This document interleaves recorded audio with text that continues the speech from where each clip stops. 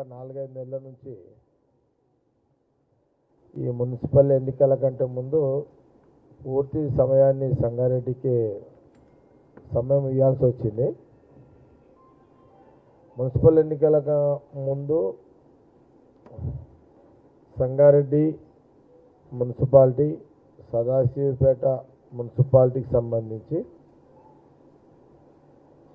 అక్కడ కొన్ని సంవత్సరాలుగా కాంగ్రెస్ పార్టీకి కార్యకర్తలు, నాయకులు పనిచేస్తున్నారు. వాళ్ళందరూ కూడా తెలంగాణలో మనకు రాహుల్ గాంధీ గారు, సోనియా గాంధీ గారి యొక్క వారి నాయకత్వంలో తెలంగాణ ప్రజలు కాంగ్రెస్ పార్టీకి అధికారం ఇచ్చారు.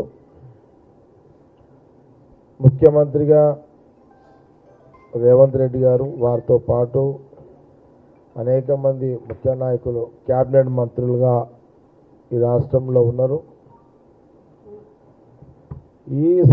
ఈ సందర్భాల్లో ప్రభుత్వము, కాంగ్రెస్ ప్రభుత్వము, ముఖ్యమంత్రి రేవంత్ రెడ్డి గారు, పిసిసి ప్రెసిడెంట్ మహేష్ కుమార్ గౌడ్ గారు, క్యాబినెట్ మంత్రులు, పార్టీ నాయకత్వం ముందుగా గ్రామ పంచాయతీ ఎన్నికలు జరపడం జరిగింది. తదుపరి మున్సిపల్ ఎన్నికలు పెట్టడం కూడా జరిగింది. ఈ సందర్భంలో మరి దాదాపు ఒక 5 నెలలు అటే సమయం ఇవ్వాల్సి వచ్చింది. మున్సిపల్ ఎన్నికల కంటే ముందు అక్కడ ఉండి 2 మున్సిపాలిటీలు సంగారెడ్డి, సదాశివపేట, ఆ ప్రాంత ప్రజలు, కార్యకర్తలు, నాయకులు కష్టపడము, మరి 2 మున్సిపాలిటీలు కాంగ్రెస్ పార్టీకి ఫుల్ మెజార్టీగా 2 మున్సిపాలిటీల మున్సిపల్ చైర్మన్లను ఎంపిక గెలిపి సంగారెడ్డి, సదాశివపేట ప్రజలు వాళ్ళని గెలిపించుకోవడం జరిగింది. మున్సిపల్ చైర్మన్గా, వైస్ చైర్మన్గా, కౌన్సిలర్లుగా. ఆ సందర్భంలో అందుకే ఇక్కడ రాలేదు. బహుశా ఈ రోజుకి దాదాపు గాంధీభవన్ రాక, ప్రెస్ మీట్ పెట్టక 104 రోజులు అయింది. 104 డేస్ గాంధీభవన్కి రాక. 100 రోజుల తర్వాత 104 రోజుల తర్వాత 104 రోజుల తర్వాత ఈరోజు గాంధీభవన్కి ప్రెస్ మీట్కి రావడం జరిగింది. నిన్న సెక్రటరియట్కి అక్కడికి కూడా ఒక 4 నెలల తర్వాత సెక్రటరియట్కి పోవడం జరిగింది. నిన్న మార్నింగ్ పొద్దున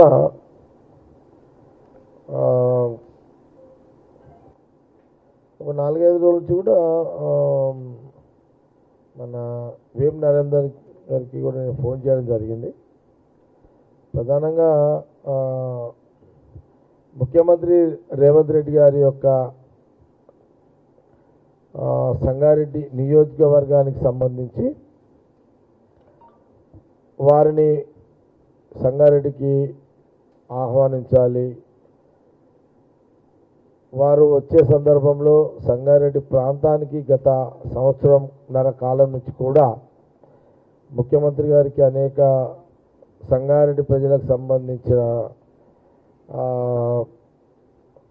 అభివృద్ధి పనులు ఏమేమి కావాలనో అవన్నీ కూడా వారికి ఇవ్వడం జరిగింది. దానికి సంబంధించిన నిన్న మార్నింగ్ వేం నరేందర్ గారు నిన్న చాలాసేపు మార్నింగ్ కూర్చున్నాము. మరి ఈ నెల 30, వచ్చే నెల 10 డేట్లు కూడా 20-21 తారీఖుల్లో మళ్ళీ కూర్చొని మాట్లాడదామని చెప్పిన సందర్భంలో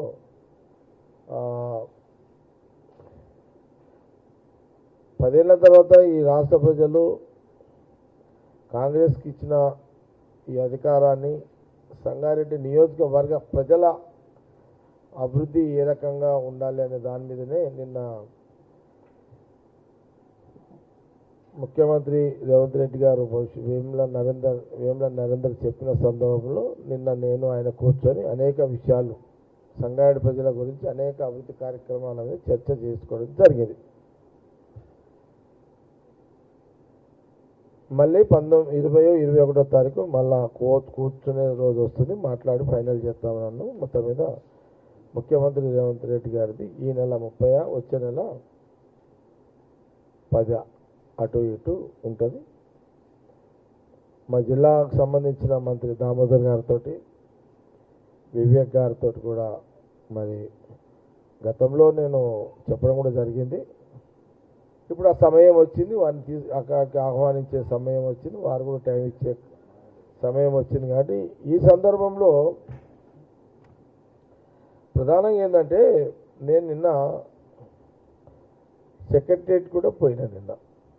నిన్న 4 months తర్వాత సెక్రటరియట్ పోయిన తర్వాత నాకు ప్రధానంగా సంగారెడ్డి నియోజకవర్గానికి సంబంధించి 2013లో సదాశివపేట సంగారెడ్డి నిరుపేదలైన ఇళ్ల స్థలాలు లేని వాళ్ళకు 80 గజాల చొప్పున అక్కడ ఒక 5,000 మందికి సిద్ధాపూర్ సదాశివపేటలో, ఒక 5,000 మందికి సంగారెడ్డి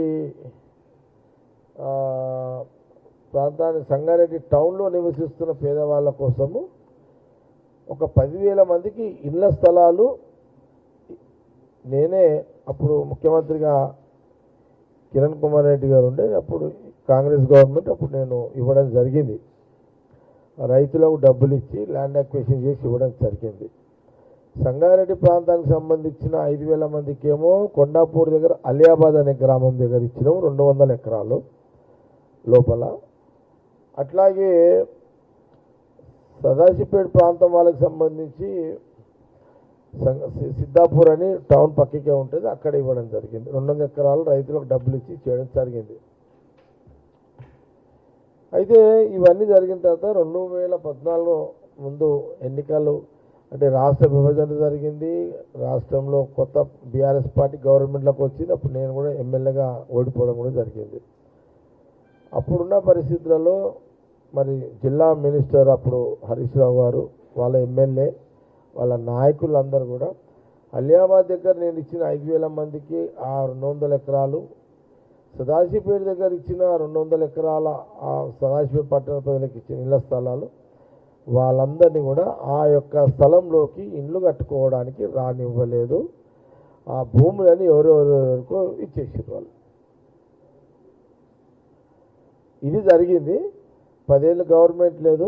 గవర్నమెంట్ వచ్చిన తర్వాత సరే ముఖ్యమంత్రి గారి దృష్టికి నేను ఒక 1 year బ్యాక్ తీసుకెళ్ళాను. అట్లాగే పొంగులేటి శ్రీనివాసరెడ్డి గారు రెవెన్యూ మినిస్టర్ గారు కూడా ఒక 1 year బ్యాక్ చెప్పినాను. ఈ మధ్యలో 1 year నుంచి ఎక్కువ ఇటు వస్తలేను కాబట్టి 1 year తర్వాత ఆ విషయాన్ని ఇప్పుడు ప్రస్తుతానికి 2011 మందికి భూమి ఉంది, వాళ్ళని పొజిషన్లో ఇవ్వాలి. ఇంకా 6-7 ఇంకొక 15,000 మందికి ఇళ్ల స్థలాలు సంగారెడ్డి అండ్ సదాశివపేట టౌన్లో పేదవాళ్ళకు 80 గజాల చొప్పున ఒక 15 ఈ 2,000 కాక ఇంకో 15,000 మందికి ఇళ్ల స్థలాల గురించి ఇళ్ల జాగాల గురించి ల్యాండ్ అక్విజిషన్ చేయాలనే అంశం మీద నాకున్న ఈ బిజీ షెడ్యూల్లో సంగారెడ్డికి ఉన్న బిజీ షెడ్యూల్లో నేను 1 year కంటే ముందు పొంగులేటి గారు శ్రీనివాసరెడ్డి గారు చెప్పడం జరిగింది. 1 year నేను మళ్ళీ 1 year తర్వాత నిన్న సెక్రటరియట్కి వెళ్ళి రెవెన్యూ మినిస్టర్ గారిని కలిసి ఇక్కడ ఒక సంగారెడ్డి ప్రాంతంలో 200 ఎకరాలు, సదాశివపేట ప్రాంతంలో ఇంకొక 200 ఎకరాలు, ఇప్పుడున్న 2011 మందికి ఇమ్మీడియట్లీ భూమి ఉంది కాబట్టి అలా పొజిషను సంబంధించిన విషయాలు వారికి చెప్పడం జరిగింది. చెప్పిన వెంటనే వారు జిల్లా కలెక్టర్ గారితో మాట్లాడి దీనికి సంబంధించిన ఒక ప్రణాళిక అసలు ఏముంది ఏం లేదు కొంత ఎంక్వైరీ చేసి కొంత ఒక రిపోర్ట్ తయారు చేసి ఇవ్వాలని నా ముందే మా సంగారెడ్డి కలెక్టర్ గారికి ఆదేశాలు ఇవ్వడం జరిగింది రెవెన్యూ మినిస్టర్ పొంగులేటి శ్రీనివాసరెడ్డి గారు. ఇది జరిగిందనమాట నిన్న.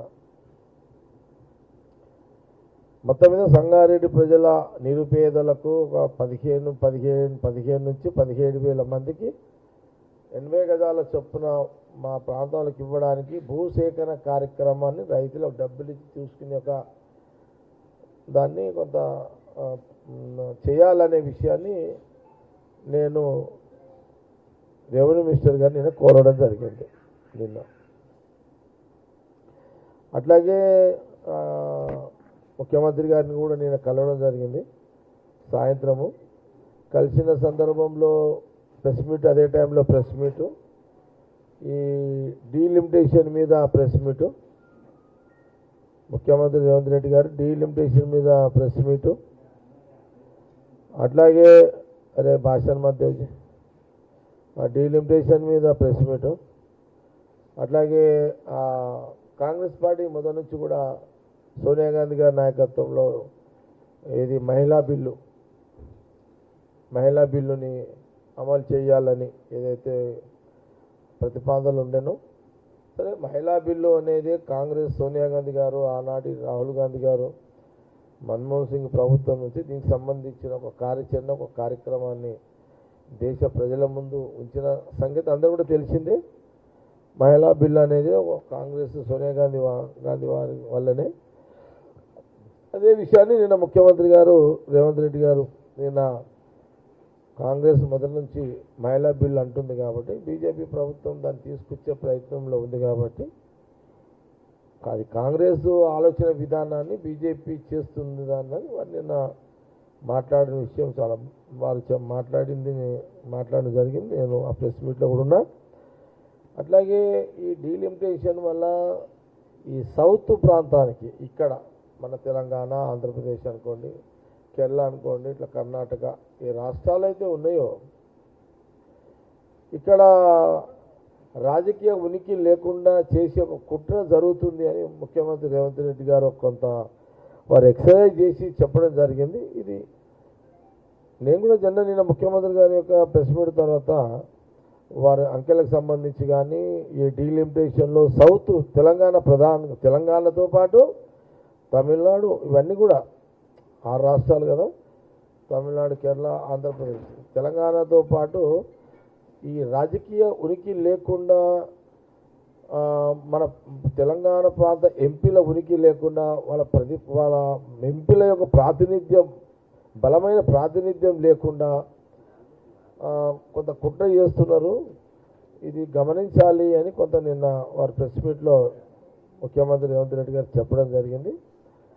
ఇది నేను కూడా ఒకరిద్దరితోటి మాట్లాడిన సందర్భంలో, మార్నింగ్ మాట్లాడిన సందర్భంలో, ఇది ఇప్పుడు తెలియకపోయినా భవిష్యత్తులో ఇది ప్రమాదం అని తెలుస్తుంది. తెలిసినాక ఎవరేం చేయలేరు. ఇది కొంత గమనించి ఏ రకంగా పోతే బాగుంటుంది అనేది కొంత ఆలోచన చేయాలని ఏదైతే అన్నారో, ఇది తెలంగాణ ప్రజలే కాకుండా అన్ని రాజకీయ పార్టీలు ఆలోచన చేయాలని ముఖ్యమంత్రి గారు చేసిన ఏదైతే ఉందో అది అందరు కూడా గమనించి ఆలోచన చేసి సవరణలతో కూడుకున్న ఈ బిల్లు పాస్ అయ్యేటట్టుగా డీలిమిటేషన్ని తెలంగాణతో పాటు ఈ సౌత్ రాష్ట్రాలలో కూడా ఈ రాష్ట్రాల యొక్క బలాన్ని ఉంచే విధంగా ఏదైతే ఇక్కడ రాజకీయ ఉనికి లేకుండా, ఈ 6 రాష్ట్రాల ఉనికి లేకుండా ఏదైతే కుట్రలు, కుతంత్రాలుతో కూడుకున్న బిల్లు వస్తుంది అనేది అయితే ప్రమాదాన్ని ముందుగా ముఖ్యమంత్రి రేవంత్ రెడ్డి హెచ్చరించారో దాన్ని గమనించి అన్ని రాజకీయ పార్టీలు, సరే బీజేపీ ఎంపీలు, మినిస్టర్స్ అంటే వాళ్ళ పార్టీ కాబట్టి వాళ్ళు ఏం చేయలేరు. కాంగ్రెస్ పార్టీ అయితేనేమో మేము మాట్లాడగలుగుతాం. మా గవర్నమెంట్ ఉందనుకోండి సెంట్రల్లో, మా పార్టీస్ తీసుకొచ్చినప్పుడు డీలిమిటేషన్ దాన్ని చేస్తే మాకు చెప్పుకునే స్వతంత్రం ఉంటుండే సోనియా గాంధీ గారి దగ్గర. కానీ తెలంగాణ బీజేపీ ఎంపీలకు, మినిస్టర్లకు ఆ స్వేచ్ఛ, ఆ స్వతంత్రం బీజేపీలో ఉండదు, ఆ కెపాసిటీ ఉండదు వాళ్ళకి. అది కూడా నేను ముఖ్యమంత్రి గారు చెప్పారు, అది కూడా చెప్పారు. కాబట్టి ఇది విషయాన్ని కూడా మరి రాజకీయాల పక్కన పెట్టి అయితే ఈ 6 రాష్ట్రాలకు సంబంధించిన అపోజిషన్ పార్టీ నాయకులు అవుతున్నారో దాన్ని గమనించుకొని పోవాలని వారు చేసిన సూచనను కూడా గమనించుకొని జాగ్రత్త పడండి అనే విషయాన్ని నేను కూడా ఈ సందర్భంగా తెలియజేస్తూ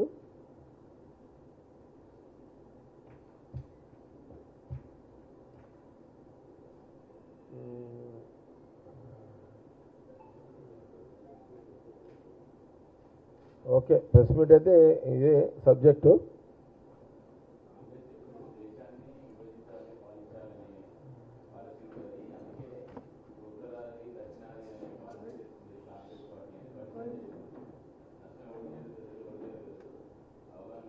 అంటే బండి సంజయ్ గారు విమర్శ కాంగ్రెస్ పార్టీ మీద, కాంగ్రెస్ ముఖ్యమంత్రి మీద, ఆయన ఏదైతే కాంగ్రెస్ పార్టీ మీద, ఆల్ ఇండియా కాంగ్రెస్ పార్టీ మీద విభజించు పాలించు అనే ఒక మాట తీసుకొచ్చిన సందర్భాన్ని ఆయన బండి సంజయ్ గారు ఏది మాట్లాడినా నాకు తెలిసిన కానీ దానికి వాల్యూ ఉండదు. ఎందుకంటే బండి సంజయ్ గారు కేవలము విమర్శలకే పరిమితం, సవరణలకు కెపాసిటీ బండి సంజయ్కి లేదు. కాబట్టి ఆయన విమర్శలు సీరియస్గా తీసుకోవాల్సిన అవసరం లేదు అనేది కాంగ్రెస్ పార్టీ అభిప్రాయం.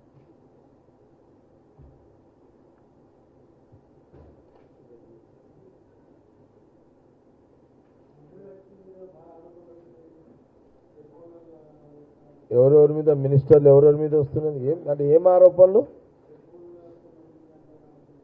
ఎవరెవరి మీద వచ్చింది, ఏ మినిస్టర్ మీద? పొంగులేటి రెవెన్యూ మినిస్టరు, ఇంకా సీతక్క, ఇంకా బట్టి విక్రమార్క, ఇంకా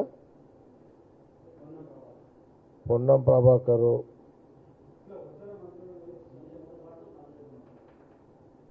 మన అసెంబ్లీలో కూడా ఏది మన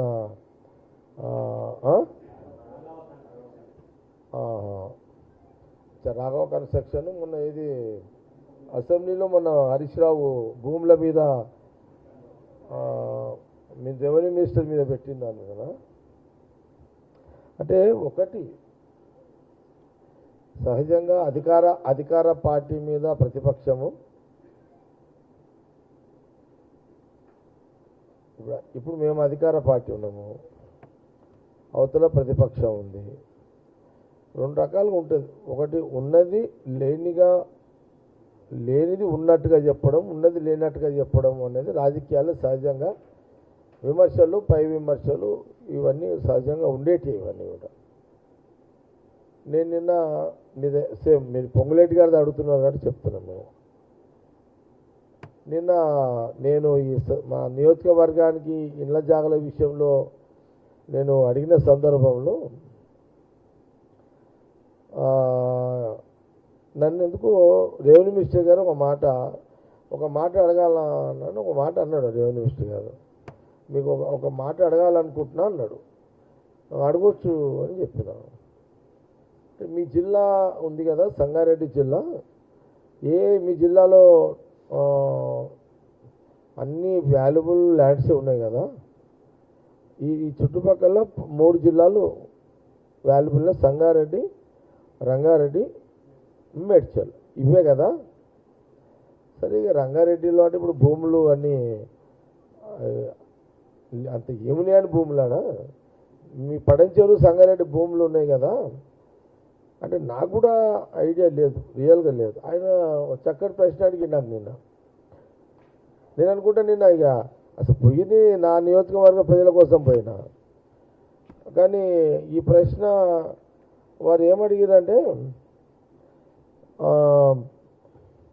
సంగారెడ్డి పడంచెరు నియోజకవర్గం కానీ సంగారెడ్డి అంత కోట్ల రూపాయల విలువతో కూడుకున్న భూములు ఉన్నాయి కదా, ఎక్కడైనా అంటే మీకు అవగాహన ఉంది కదా, నన్ను అడిగిండు, మీకు అవగాహన ఉంది కదా, ఈ 2 సంవత్సరాల 3 నెలలు 4 నెలల్లో నన్ను అడిగిన ప్రశ్న ఆయన, ఎక్కడైనా ఈ 2 సంవత్సరాల 3 నెలలు 4 నెలల్లో ఎక్కడన్నా నేను భూమిలో ఇన్వాల్వ్ అయ్యి ఏదన్నా భూమిని యాజ్ ఎ రెవెన్యూ మినిస్టర్గా ఏదన్నా భూమిని నేను సొంత లాభం కోసం చేసుకున్నట్టుగా మీరు ఎక్కడైనా ఇన్నరా అని నన్ను అడిగాడు. ఇది మేము చర్చ చేయలే, హరీష్ రావు ఆయన చేయలేదు, నేను చేయలేదు. ఇదంతా ఇందాక ఎందుకు ఎందుకు వచ్చిందో మళ్ళీ అడిగేసిండు ఆయన. ఈ 2 సంవత్సరాల 3 నెలల లోపల యాజ్ ఎ రెవెన్యూ మినిస్టర్గా నేను ఎక్కడైనా పలానా భూమి చేసుకున్నట్టు అధికారుల మీద నేను ప్రెషర్ తెచ్చినట్టు, నా కంపెనీలకు చేసుకున్నట్టు, మా సొంతంగా చేసుకున్నట్టు ఈ 2 సంవత్సరాల 3 నెలలు మీరు ఎక్కడైనా విన్నారా? స్పెసిఫిక్గా మీ జిల్లాలో ఏదైనా వార్తలు వచ్చినాయా, లేదా మీ దృష్టిలో ఏమైనా వచ్చిందా అన్న, మీకు ఏమైనా వచ్చిందా? దీనికి కొంత జవాబు చెప్పగలిగితే కొంత నేను చర్చించాలనుకుంటున్నా మీతోటి అని అన్నాడు. మన అసెంబ్లీలో ఒక ఇష్యూ జరిగింది కదా, హరీష్ రావుది, నా మీద నిందలు వేసే కార్యక్రమాన్ని బీఆర్ఎస్ పార్టీ చేసింది కదా, దాంట్లో భాగంగా నేను మిమ్మల్ని అడుగుతున్నా, ఇదేమన్నా మీకు ఒకవేళ నా మీద ఏదన్నా అలాంటి అలిగేషన్స్ ఉంటే చెప్పండి, లేదంటే లేదని చెప్పండి, ఉన్నదంటే ఉన్నదని చెప్పండి అని వారు అడిగినప్పుడు నేను ఒక 5-10 నిమిషాలు బాగా ఆలోచన చేసిన. ఎందుకంటే వాస్తవం కూడా ఆ ప్రాంతానికి అన్ని వాల్యుబుల్ భూమ్స్ ఉన్నాయి. చేసినప్పుడు నాకు అట్లా ఎక్కడ కూడా మా జిల్లా సంగారెడ్డి హెడ్ క్వార్టర్ పటంచెరుకు సంబంధించిన ఎవరైనా ఎనీ ఏ ఛానల్ అయినా లేదా ఏదన్నా ప్రింట్ మీడియా అయినా, ఎలక్ట్రానిక్ మీడియా అయినా, యూట్యూబ్ ఛానల్స్ అయినా ఎక్కడ కూడా నాకు తెలిసి ఆయన నా పడంచెరు సంగారెడ్డి జిల్లాలో భూములు తన సొంత ఏదో రెవెన్యూ మినిస్టర్ ఇన్ఫ్లుయెన్స్ చేసుకున్నట్టుగా నా దృష్టిలో అయితే ఈ 2 సంవత్సరాలు 3 నెలల్లో నిజంగా రాలేదు. నేను వినలేదు, రాలేదు అనే మాట చెప్పిన ఆయనకు. ఏది సంగారెడ్డి జిల్లాలో Patancheru and Patancheru main cream అంతా పడంచెరే రాలేదు. నీ మీద నాకెవరు, నేను లోకల్ మీడియాలో రాలేదు, మీరు చేసినట్టుగా నిందలు మీరు చేసినట్టుగా ఎక్కడ ఆరోపణలు కూడా వినలేదు, మా జిల్లాకు సంబంధించిందని నేను చెప్పినాను. నేను చెక్ చేసుకున్నా ఒకసారి, చాలా గ్యాప్ కదా, నేను చెక్ చేసుకున్నా. కానీ ఎక్కడ కూడా నా జిల్లాలో రెవెన్యూ మినిస్టర్ పొంగులేటి శ్రీనివాసరెడ్డి గారు పడంచెరు ప్రాంతంలో అధికారులను ఉపయోగించి పలానా భూమి తీసుకున్నాడు అనే వార్తలు నేను ఉంటే చెప్తారు కదా, లేవు కాబట్టి లేవు, నేను వినలేదు, రాలేదు అనే మాట నేను ఆయనకు చెప్పిన తర్వాత ఇమీడియట్లీ ఇప్పుడు మాట్లాడుతున్నా హరీష్ రావు ఏమన్నాడు అని స్టార్ట్ చేశాడు. ఆయన పలానా భూములు అవి ఇవి అని చెప్పిండు అని అన్నప్పుడు ఇక నేను కూడా బాగా చూసి, అంటే నేను ఎప్పుడైతే నేను ఆలోచన చేసిన, సరే నేను ఒక 1 year అసలు వాస్తవాన్ని కూడా నేను వీళ్ళ సరిగ్గా లేను కాబట్టి నేను చాలా దూరంగా ఉన్నా, ఏమవుతుందో కూడా అంత అబ్జర్వ్ చేయలేదు. నేను పొంగులేటి శ్రీనివాసరెడ్డి యూనివర్సిటీ అన్నంగా ఆలోచన చేస్తే, అరే నిజమే కదా, నా జిల్లాలో ఇక్కడ కూడా అలాంటి రాలేవు కదా, మరి చేయలేదు కదా,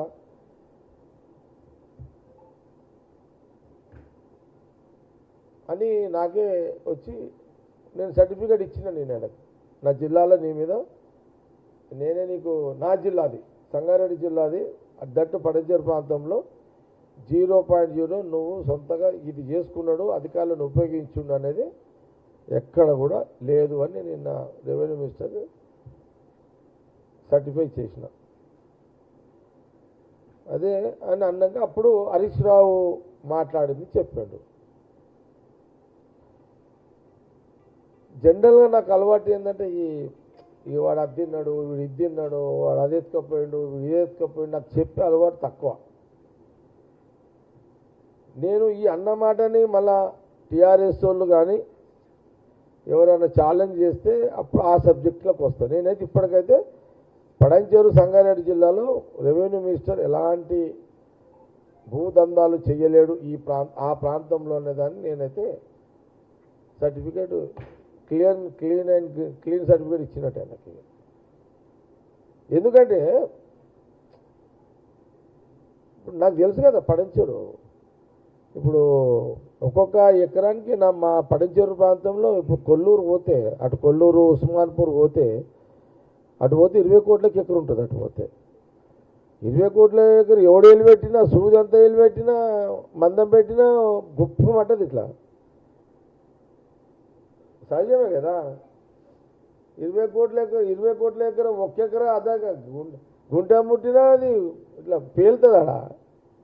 అట్లా ఈ రోజులల్లో మీడియా ఏడా ఊకుంటుందా అది. కాబట్టి మరి హరీష్ రావు ఎక్స్ మినిస్టర్గా ఇక ఆయన మరి ఆయన చూద్దాం. మళ్ళీ నేనైతే ఆయన క్లీన్ చిట్ ఇచ్చేసాను. నేను మళ్ళీ ఒకసారి దీని మీద ఏమైనా మాట్లాడితే నేను తప్పకుండా వాళ్ళు ఏం చేసారో అప్పుడు మాట్లాడతా.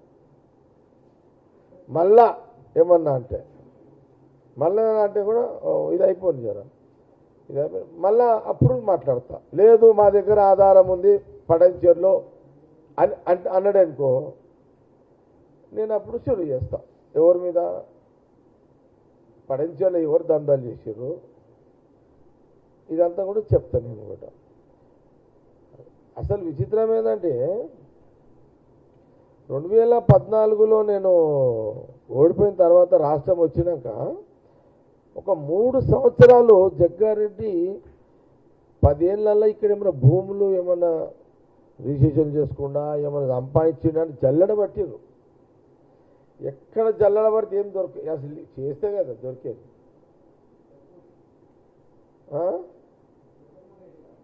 అదే అసలు ఏమంటావు, ఇంత భూమి కదా, భూదేవి భూమి ఏమి అల్మార్లో పెట్టాడు భూమి తీసుకపోయేమన్నా దాచిపెట్టాడు ఇదేమన్నా. బాగా జల్లడబట్టిరు 3, 4 ఏళ్ళు, 5 ఏళ్ళు, 6 ఏళ్ళు జల్లబడి దానికేం బుర్రలు పనిచేయలే. ఆడికైనా డీజీపీ మహేందర్ రెడ్డి గారు ఉండే, అప్పుడైనా సిటీ కమిషనర్ ఉండే. ఆయన పెద్ద మనిషిని ఒక ఇంటెలిజెన్స్, విజిలెన్స్, ఎస్పీలని, డిఎస్పీలను పెట్టి 3-4 జల్లలు ఇచ్చి, జల్లలు పడతారు కదా మనం, 3-4 జల్లలు ఇచ్చి మహేందర్ రెడ్డి సాబ్ ఇచ్చి పంపించాడు. అంటే జల్లలు పడితే ఏంటంటే ఆ రవ్వంత మందమైన దొరకదా అని. జల్లడ అర్థం ఏంటంటే ఆ దొడ్డు రవ్వ లేకపోయినా చిన్న సన్న రవ్వన్న దొరుకుతుందేమో ఏమన్నా అలిగేషను అనేది లెక్క. అట్లా ట్రై చేసారు, చేసి ఏం కనబడిపోతాం. మరి ఏం సార్ అంటే ఏదోటి చేయండి, కేసీఆర్ చెప్తున్నాడు అక్కడ ఏదోటి కాలబెట్టుండి, ఏం లేకపోతే ఇంకొన్ని తెచ్చి కాలబెట్టుండి అన్న కాడికి వచ్చింది. అంటే జస్ట్ ఎగ్జాంపుల్ చెప్తున్నా.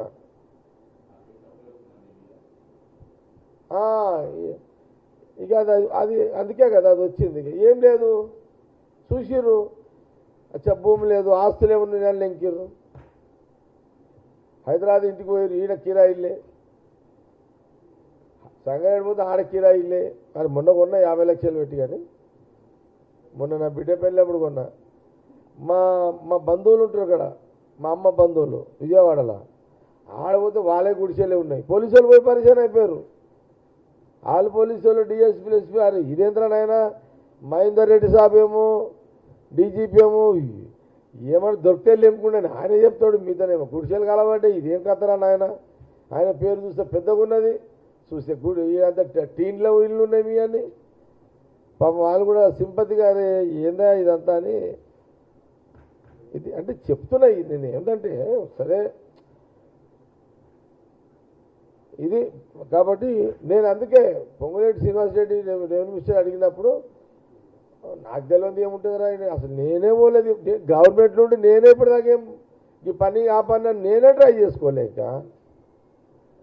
కాబట్టి సరే ఇక మరి హరీష్ రావుది ఆ సందర్భం మళ్ళీ వచ్చినా మాట్లాడదాము. ఓకే, ఇంకా ఏదన్నా ఎవరి మీద వచ్చింది ఏమని సెల్ ఫోన్లో చూసిన, మీడియాలో చూసిన.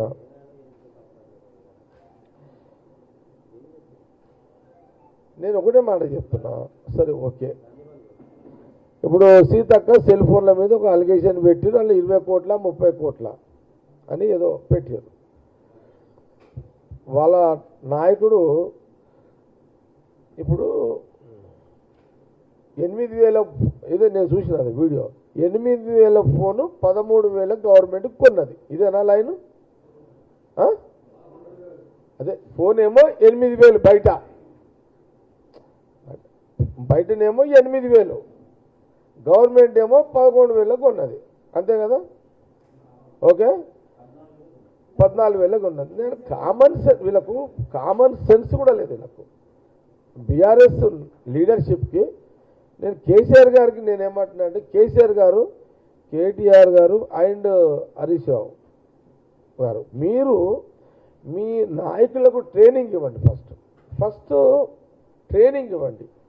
అధికార పార్టీ మీద అలిగేషన్ పెట్టాలని మీరు ఒక తీర్మానం చేసుకున్నప్పుడు మీరు వాళ్ళకు ట్రైనింగ్ ఇవ్వండి. ఎందుకంటే మా సొంతలో మేము ఉంటాం ఇక్కడ. ఇప్పుడు అతను ఏమన్నాడు చూసిన టీవీ, వాళ్ళ నాయకుడు ఏమన్నాడు, నేను 8,000 కొనుక్కొచ్చిన ఇదే ఫోన్ని అన్నాడు. ఇప్పుడు బయట ఒక వ్యక్తి 13,000 ఫోను అని ఒక షాపు పోతాడు, 13,000 అంటాడు ఆ ఫోనుని. అన్నప్పుడు ఆ వ్యక్తి ఏం చేస్తాడు, అరే 13 కాదు పోయి తగ్గి రాదు, తగ్గి అంటే బార్గెనింగ్ చేస్తాడు కదా. బార్గెనింగ్ చేసినప్పుడు నువ్వు అయ్యా పంటావు, దండం పెడతావు అంటే లాస్ట్కి నీ పరిచయంతో నువ్వు 1-4 సార్లు అడిగేసరికి 13,000 14,000 ఫోను నేను 8,000కో 9,000కో ఇచ్చేస్తాడు. అది ఉదాహరణ ఎట్లయితుంది. ఇప్పుడు సపోజు ఇది ఎంత చెప్తారా, ఇది అర్థం ఎంత, అశోక్ టీవీ9 అశోక్ ఇది 10,000 అన్నాడు. ఇంకెవరైనా చెప్పండి, ఇంకెవరన్నా తిరుపతి రెడ్డి 800 1000 తిరుపతి రెడ్డి ఇంకెవరున్నారా? ఓకే, ఇది దీని ఒరిజినల్ రేటు ఇది ఎంత అంటే 1000 రూపాయలు. ఇది షోరూమ్ పోతే ఎంత అవుతుంది? ఇప్పుడు అశోక్ అన్నాడు కదా 10,000 అవుతుంది. తేడా అంతే. ఫుట్పాత్ మీద కొన్నప్పుడు ఇది 1000 రూపాయలే. ఇది నేను 1000కే కొన్నా. ఈ వాచ్ కూడా ఎంత, ఈ వాచ్ ఎంత?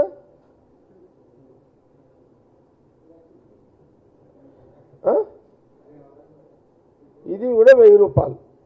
ఇదే వాచ్ని నువ్వు షోరూంలో పోతే 10,000కి కొట్టాడు. అంతే. ఈ కామన్ సెన్స్ కూడా బీఆర్ఎస్ నాయకులకు లేకపోవడం దురదృష్టకరం.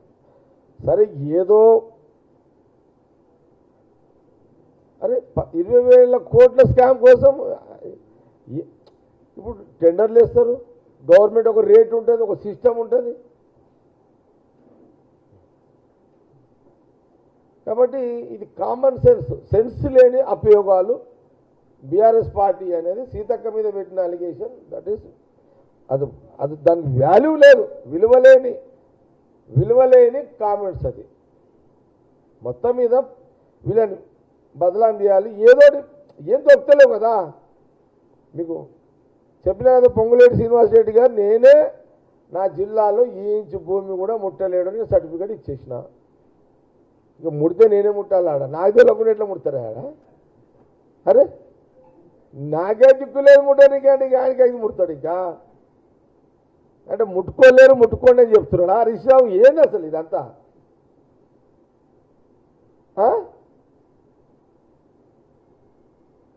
ఇది సీతక్కది కూడా చెప్తే కదా, ఇది ఎగ్జాంపుల్, ఈ ఎగ్జాంపుల్ ఇచ్చిన మీకు. ఇంతకంటే ఎగ్జాంపుల్ ఏం కావాలి బీఆర్ఎస్ నాయకులకు? ఇది అయిపోయింది. మూడోది ఏంది? అది వద్దు, ఇప్పుడు అది ఇంకోటి వేరే చెప్పండి.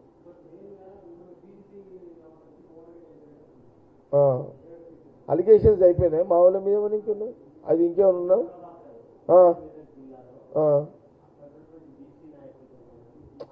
ఇగో బ్రదర్ ఒక మాట చెప్తున్నారు బ్రదర్, పొన్నం ప్రభాకర్ మా బావ మీద పెట్టిన అలిగేషన్ చూసిన, ఎల్లిగాడు మల్లిగాడు కూడా మాట్లాడుతున్నాడు. ఏం చేస్తాం పై దానికి ఆడిస్తాం జవాబు. ఎట్లా పాసిబుల్ అది?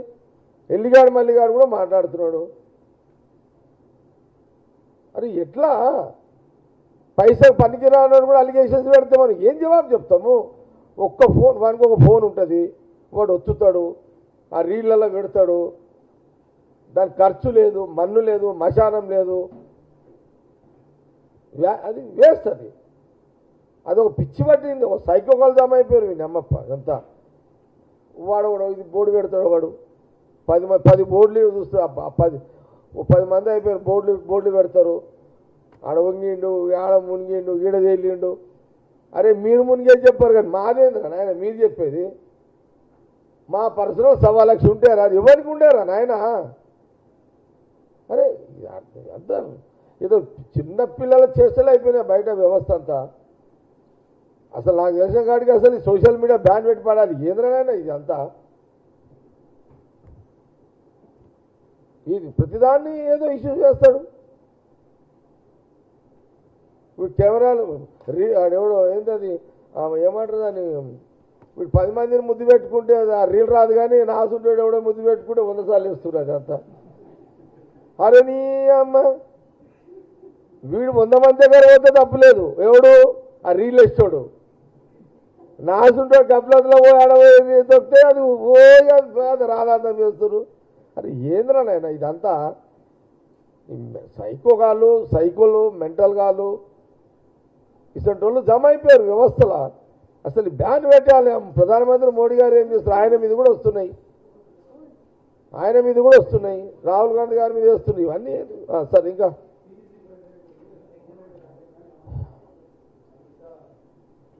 వెంకటరెడ్డి గారా,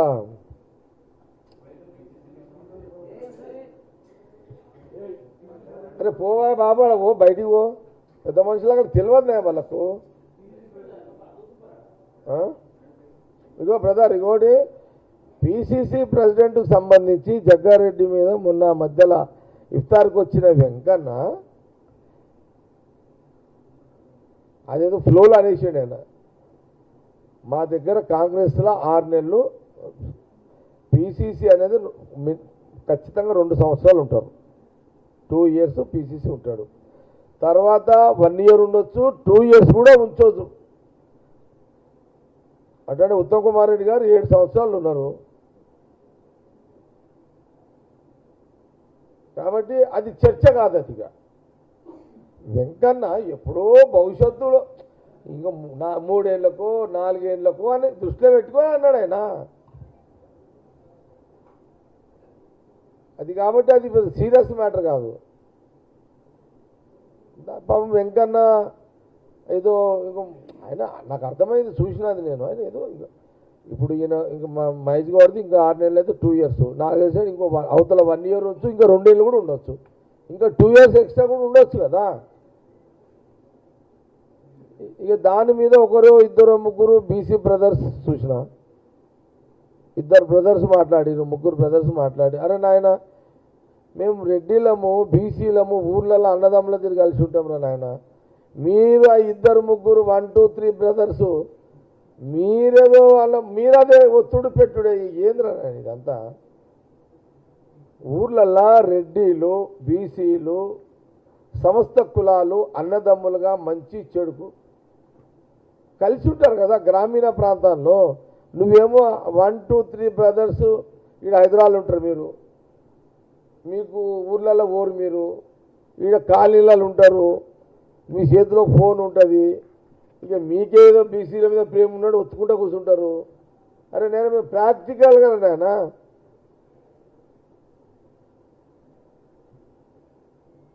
ఇప్పుడు నా జనరల్ సీట్లో నా భార్యను పెట్టలేదా నేను? రేపు ఆమె ఎమ్మెల్యే టికెటే కదా ఇస్తున్నది ఆమెకు. అరే నేనేమంటున్నా అంటే 1 2 3 బ్రదర్స్ ఓన్లీ. ఈ 1 2 3 బ్రదర్స్ దగ్గర ఫోన్లు మేమేదో రెడ్డిలమంతా బీసీలు. అరే అసలు బీసీలు రెడ్డిలు అన్నదమ్ములు కలిసి ఉన్న వ్యవస్థ ఇది. భూమి మీద పుట్టిన కానిది మానవులంతా కలిసిమెలిసి జీవించింది. ఏదో మీ 1 2 3 సెటిల్ కాడు అనుకో, అది తప్పది. నాకు చాలా, నేను కూడా వెంకన్న అంతా మంచోడు గట్టోడు, ఆయన మీద ఏదో బీసీ నన్ను ఏదో అన్నాడని ఆయన కొంత పుట్టుదల కార్యక్రమం నాకు ఫీల్ అయినా, నాకు చాలా మంచిగా ఫీల్ అయ్యింది నాకు. నేను అందుకేమంటున్నా అంటే బీసీలో అంటలే 1 2 3 బీసీ బ్రదర్స్ అన్న, ఓన్లీ 2 3 1 2 3 మొత్తం బీసీల అభిప్రాయం కాదు. కాబట్టి నేను ఇప్పుడు వెంకన్న ఇప్పుడు మా దాంట్లో పోయి ఒక్కోడు ఒక స్టైల్, ఒక్కోడు ఒక టైప్ లీడర్ మా దాంట్లో, ఒక్కోడు పర్సనాలిటీ. ఇప్పుడు వెంకరెడ్డి ఒక పెద్ద పర్సనాలిటీ, రాజగోపాల్ది ఒక పర్సనాలిటీ, రేవంత్ రెడ్డిది ఒక పర్సనాలిటీ, ఉత్తమ్ రెడ్డిది సాబ్ది ఒక పర్సనాలిటీ, మా పెద్ద మనిషి జానారెడ్డి సాబ్ది ఒక పర్సనాలిటీ. ఇట్లా అట్లుండదు. మేమంతా బోలని, వెంకన్న అయినా బోలనే, నేనైనా బోలనే. ఎవరు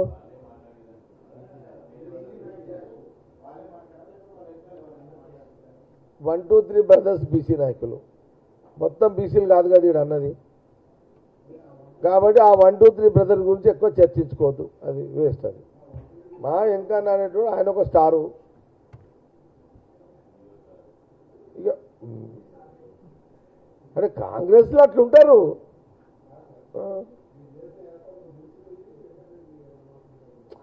వెంకన్న మాదేముంది వైగో మాత రూపాయలు లేకుండా అప్పో సప్పో చేసి రాజకీయాలు చేస్తాం మేము. వెనక ముందు కాము కదా.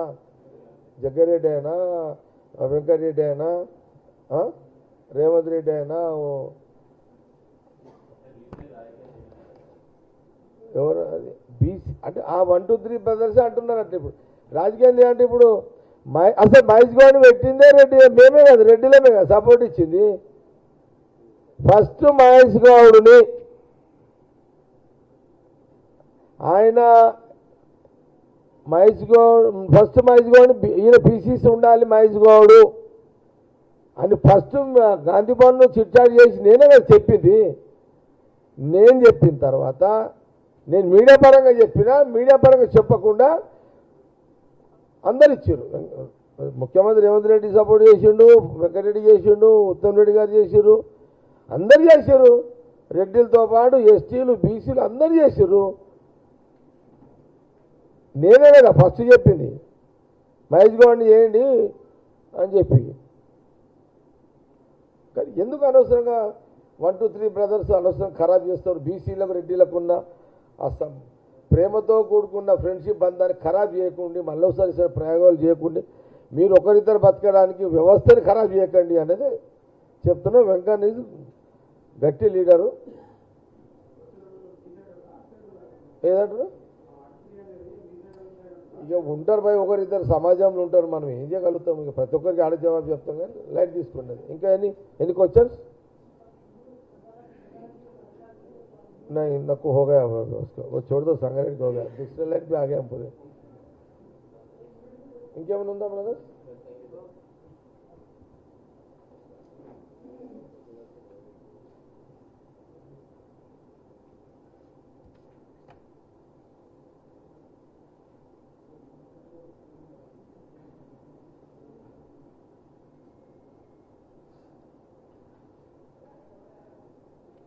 ఉత్తమ్ రెడ్డి గారు ఫోన్ చేయగానే లేపుతాడు.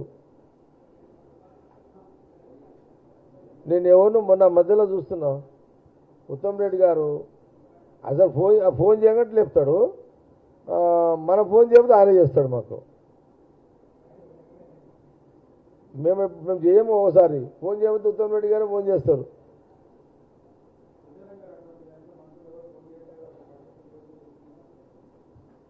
రాష్ట్ర రాజకీయాలు, దేశ రాజకీయాలు ఫోన్ చేస్తే లేపేది ఒక కాంగ్రెస్ పార్టీనే.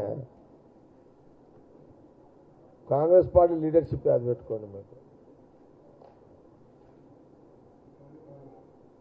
లేదు పని మీద జవాబుదారుగా ఉంటారు కదా, ప్రజలకు జవాబుదారుగా ఉంటారు, వ్యవస్థకు జవాబుదారుగా ఉంటారు. కాంగ్రెస్ పార్టీ కానీ, పార్టీ నాయకులు కానీ, కాంగ్రెస్ కార్యకర్తలు కానీ. అవును, మొన్న మీరు అడుగుతలేరుగా, నేనే చెప్తా. మీకు ఏది అడగాలి కూడా తెలుస్తుంది మీకు మీడియాకైతే. రాజగోపాల్ రెడ్డి గారిది, వెంకటరెడ్డిది అదేంది భయ్ నాకు అర్థం కాదు. ఆయనకి ఇస్తే ఈయన విక్తారు, ఈయనకి ఇస్తే ఆయన తీస్తారండి. మీద కదనా గాంధీభవన్ వీడియోలు వేస్తున్నారు.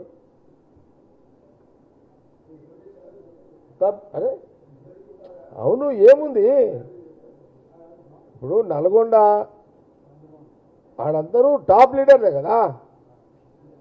టాప్ లీడర్లు అంటే ఇప్పుడు సరే పెద్దలు జానారెడ్డి గారు కొంత వయసు రీత వారు కాంగ్రెస్, వాళ్ళ పిల్ల మన ఎవరు మన రఘు ఉన్నాడు, మన జేవీఆర్ ఉన్నాడు. వాళ్ళు ఇప్పుడు కాదు కదా, జానారెడ్డి గారు పర్యంత గ్రౌండ్ లెవెల్లో వాళ్ళే చూస్తారు ఇద్దరు మొదటి నుంచి. వయసు రీత్యా చాలా పెద్ద వయసు, యాక్టివ్ ఉన్నాడు, పెద్ద వయసు కదా. ఇక వీళ్ళు ఎట్లా ఫీల్డ్లో ఉన్నారని ఇద్దరు కొడుకులను తీసుకొచ్చిండు. వాళ్ళు జూనియర్స్ కాబట్టి వాళ్ళకు అవకాశం ఉండదు. కానీ ఇప్పుడు ఉత్తమ్ రెడ్డి గారు, వెంకటరెడ్డి గారు, రాజగోపాల్ రెడ్డి. ఇప్పుడు రాజగోపాల్ రెడ్డి, వెంకటరెడ్డి, ఉత్తమ్ సార్ కూడా నేనేమంటున్నట్టే నల్గొండని రెడ్డి లాంటి చూడకండి. ఆడ ఉత్తమ్ రెడ్డి గారితో పాటు వెంకన్న అండ్ రాజగోపాల్ రెడ్డి కూడా ఉండొచ్చు, తప్పేముంది. నేనైతే సీఎం గారు ఎప్పుడైనా సందర్భం వస్తే నేను ఒకటే చెప్తాను సీఎం గారికి, సరే సీఎం గారు అల్టిమేట్ అధిష్టానం ఏం చెప్తే వారు కూర్చుంటారు మాట్లాడకని వ్యక్తిగత అభిప్రాయం షేర్ చేస్తే తప్పలేదు కదా. వెంకటరెడ్డిని తీయొద్దు, రాజగోపాల్ రెడ్డిని తీయొచ్చు, ఎవరు తీయకుండానే రాజగోపాల్ రెడ్డికి ఇవ్వచ్చు.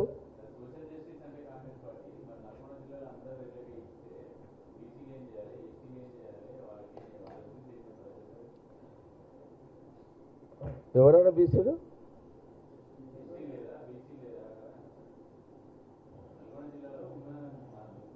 ఒక మాట చెప్తున్నా మీరు సరే. ఇప్పుడు ఏమైపోతుందంటే చారి, నేను ఒకటి చెప్తే నేను ఒక 4-10 అక్షరాలతో కూడుకుని ఒక అంశం చెప్తా. ఈ రోజులలో ఏమైపోతుంది, అలా 5 అక్షరాలు కట్ చేస్తారు, 4 అక్షరాలు వేస్తారు. ఈరోజు సోషల్ మీడియా అదే అయింది కదా.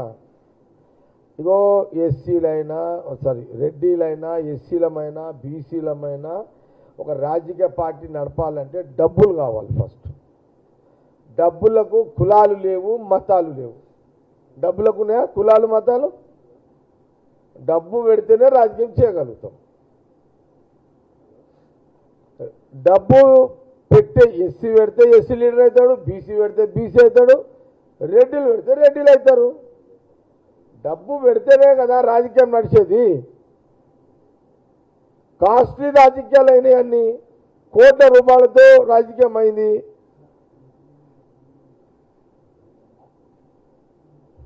ఇప్పుడు నేనే అనుకుంటుంటా, 2004లో నామినేషన్ వేస్తే ఎమ్మెల్యేనైనా,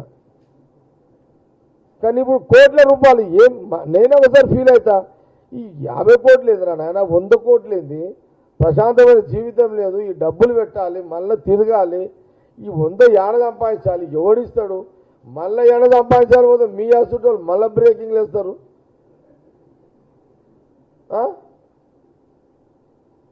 మీరా మీడియానే తప్పంటలేను,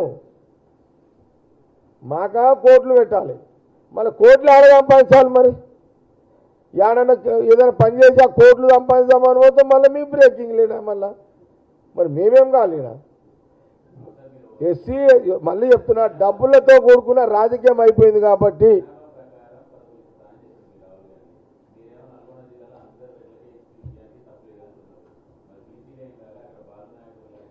అంటే ఇప్పుడు బీసీలు ఎవరు లేరా? ఇప్పుడు ఇగో ఒక రాజకీయ పార్టీకి 2 ప్రధానమైన పోస్టులు ఉంటాయినండి. అధికారం వస్తే ముఖ్యమంత్రిగా కాంగ్రెస్ ముఖ్యమంత్రిగా రేవంత్ రెడ్డి గారు ఉన్నారు ఇప్పుడు. తర్వాత ఏ పోస్ట్ వాల్యుబుల్ ఉంటుంది? పీసీసీగా బీసీ ఉన్నాడు కదా. అంటే ఒక కాంగ్రెస్ పార్టీ పీసీసీగా మహేష్ కుమార్ గౌడ్, సీఎంగా రేవంత్ రెడ్డి. మరి వీళ్ళిద్దరు సిస్టంలోనే కదా గవర్నమెంట్ పార్టీ నడిచేదిడా.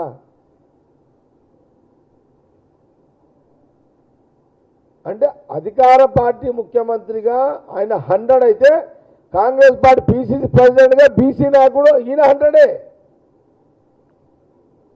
ఇంతకంటే మీకు ఉదాహరణ ఏం కావాలి? మీరు ఎప్పుడైనా, నేను మీడియాని అడుగుతున్నానే, మీకు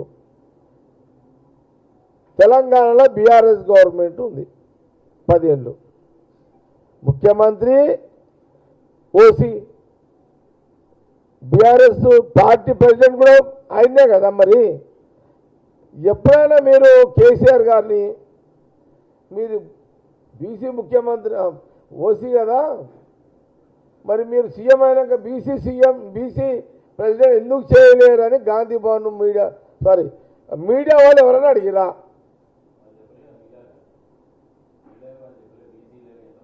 ఎందుకు చెప్పలేదు? రాష్ట్ర విభజన జరిగితే తెలంగాణ మొదటి ముఖ్యమంత్రి దళితుడే ఉంటాడు అని కేసీఆర్ అన్న మాటని మీడియా ఎందుకు 10 ఏళ్ళు అడగలేకపోయింది? ఎందుకు అడగలేదంటే మీరందరూ భయపడ్డరు, యాడ లోపల పడేస్తాడా అని మీరు భయపడ్డరు, అడగలే. తెలంగాణ మీడియాకి కేసీఆర్ని ప్రశ్నించే దమ్ము 10 ఏళ్ళల్లా ఏ మీడియా జర్నలిస్ట్ చేసాడు? అంటే మేము అలకగా దొరికినా మీడా మీకు ఏమనమని చెప్పా?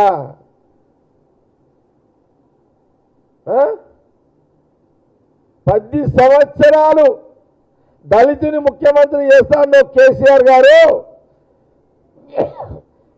ఎందుకు చేయలేని ఒక్క జర్నలిస్టు, ఒక్క మీడియా యాజమాన్యం ఎవరన్నా అడిగిర్రా? ఆ సాహసం చేసిర్రా? చేయలే. ఇప్పుడు మా దగ్గర ఇన్న క్వశ్చన్లు మీరు అడిగేది తప్పది. ఇక మీరు కాలుకేస్తే మెడకేస్తే అదే అంటున్నా. గాంధీ భవన్లో కాంగ్రెస్లో ఆడుతారు కానీ ఇదేదో కేసీఆర్ని ఆడితే అందరూ లోపల వాడేస్తారు. మీరు ఆడ మేము ఏమనమని మమ్మల్ని మాతో ఆడుకుంటారు మీడియాకి, అంతే ఇంకేం లేదు. ఇక